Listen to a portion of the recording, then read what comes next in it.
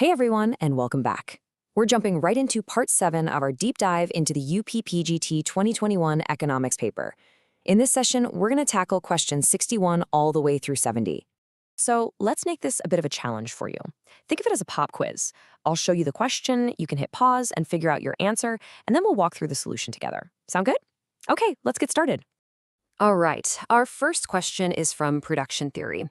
So if you can continuously swap out capital for labor and vice versa without any hiccups, what does that isoquant curve look like? Take a second, look at the options, and lock in your answer. And the correct answer is C, a linear isoquant curve. Here's the logic. When two inputs are perfect substitutes, it means their marginal rate of technical substitution is constant. You can always trade, say, one machine for a fixed number of workers. And it's that constant, steady trade-off that gives you a perfectly straight line for the isoquant curve.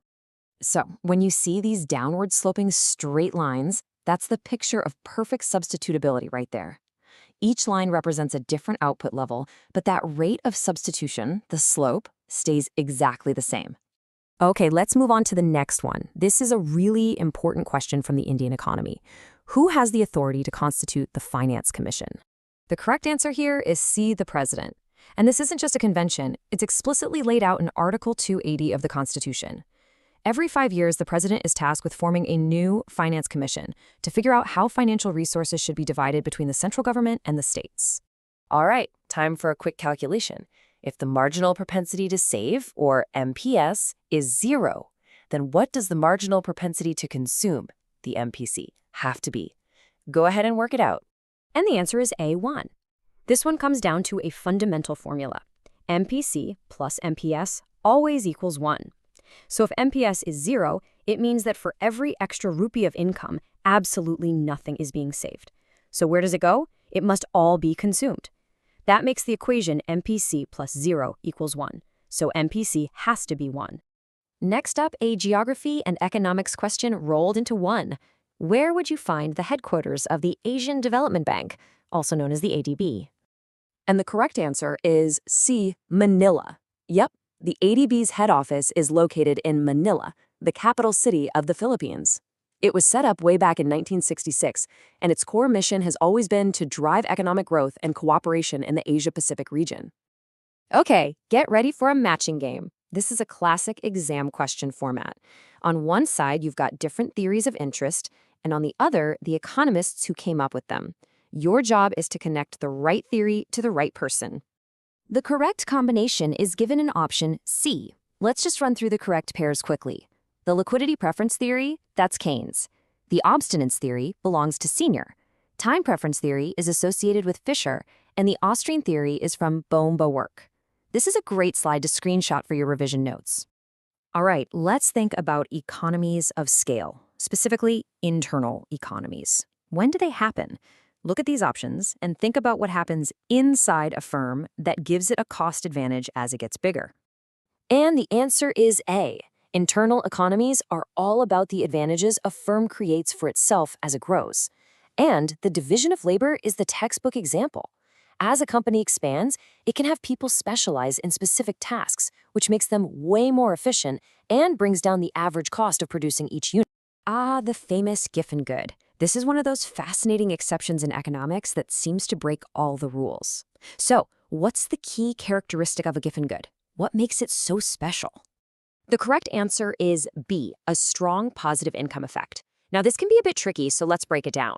When the price of a Giffen good goes up, people's real income effectively drops. This income effect is so powerful that it completely overwhelms the normal substitution effect, the one that tells you to buy less of something when it gets pricier. The end result is bizarre. The price goes up and people actually buy more of it.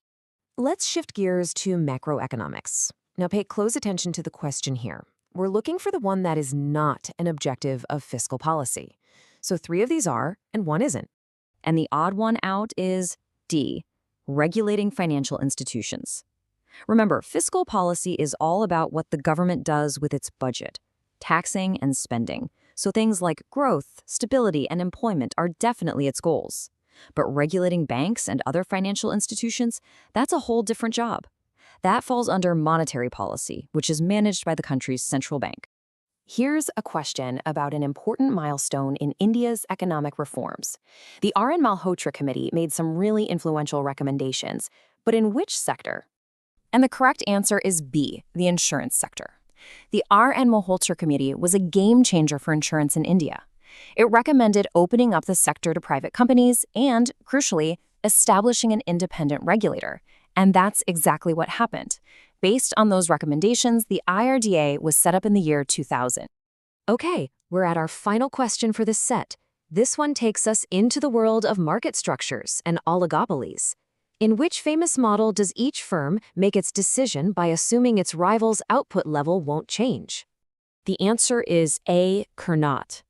This is the absolute fundamental assumption of the Carnot model. Each firm looks at what its rival is producing and just says, okay, I'm going to assume they'll keep doing that, and then decides its own best output level based on that assumption. It's a foundational model for understanding oligopoly behavior.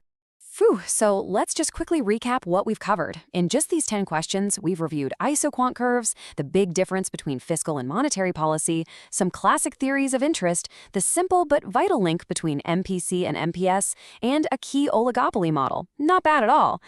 So, I'm curious, which one of these questions or concepts did you find the trickiest? Go ahead and let me know down in the comments. That's a wrap for Part 7. Thank you so much for joining me, and I will see you in Part 8 for the next set of questions. Until then, keep up the great work.